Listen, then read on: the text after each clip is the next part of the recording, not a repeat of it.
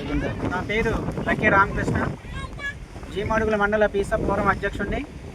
So ఈరోజు సులభం పంచాయతీ చెందిన ఎమ్మెల్యేపారు గ్రామంలో పర్యటన చేయడం జరిగింది. ఇక్కడ ఉన్నటువంటి సమస్యలు మేజర్గా రోడ్డు సమస్యలు ఉందండి. రోడ్డు లేక చాలా ఇబ్బంది పడుతున్నారు. అలాగే ఇక్కడ రెండోది స్కూల్ సమస్యలు అయితే ఉంది. లాస్ట్ టైం నుంచి ఇప్పటివరకు గవర్నమెంట్ ఇది ఎంపీపీ జీపీఎస్ స్కూల్ ఉంది, కానీ ఇక్కడ పర్మనెంట్ టీచర్ లేకపోవడం వల్ల కూడా పిల్లలు చదువు దూరం అవుతున్నారు. మేము ఒక ఆదివాసీ బిడ్డలమండి, మాకు సరిగా మాటలు కానీ ఇంగ్లీష్ కానీ తెలుగు కానీ ఎటువంటిది రాదు. కాబట్టి ప్రత్యేకంగా మాకు గవర్నమెంట్ గుర్తించి ఇక్కడ జీపీఎస్ స్కూల్లో పర్మనెంట్ టీచర్గా నియమించాలి. అలాగే కుయి వాలంటీర్ కూడా ఈ గ్రామానికి నియమించాలని చెప్పేసి గవర్నమెంట్ తెలియజేస్తున్నామండి. సో జూన్ 12వ తారీఖు నుంచి ఇప్పటి వరకు టీచర్ లేక చాలా ఇబ్బంది పడుతున్నాము. పిల్లలైతే ఖాళీగా ఉంటున్నారు.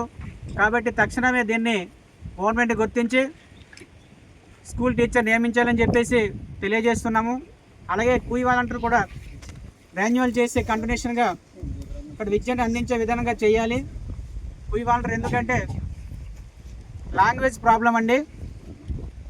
లాంగ్వేజ్ ప్రాబ్లం వల్ల తెలుగు సరిగా రాకపోవడం వల్ల కుయి వాలంటీర్ని నియమించాలి. కాబట్టి ఖచ్చితంగా పిల్లల్ని దృష్టిలో పెట్టుకొని తక్షణమే గవర్నమెంట్ని పర్యవేక్షణ చేస్తూ ఇక్కడ ఒక పర్మనెంట్ టీచర్ని నియమించాలని చెప్పేసి గవర్నమెంట్ తెలియజేస్తున్నాము.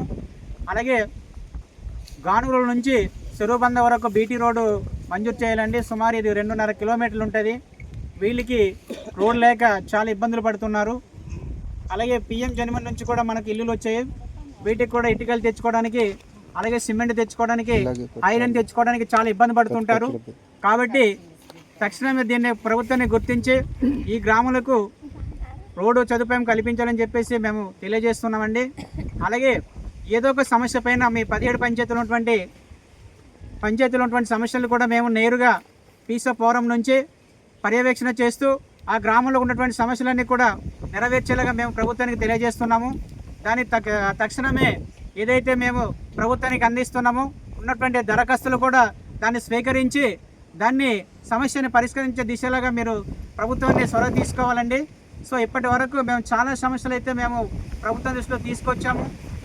కొంత మేరకు మాత్రమే గ్రీవెన్స్ పెట్టినటువంటి అప్లికేషన్స్ న్యాయం జరుగుతుంది. కాబట్టి దీన్ని పూర్తి స్థాయిలో జిల్లా కలెక్టర్ గారిని దీన్ని దృష్టిలో పెట్టుకొని ఏదైతే సమస్యల మీద మేము అర్జీలు ఇస్తున్నామో దాన్ని స్వీకరించి దాన్ని వెంటనే ఆ గ్రామానికి ఉన్నటువంటి సమస్యల్ని పరిష్కరించే దిశలో చూపాలని చెప్పేసి మేము కలెక్టర్ గారిని కూడా మేము తెలియజేసుకుంటున్నామండి.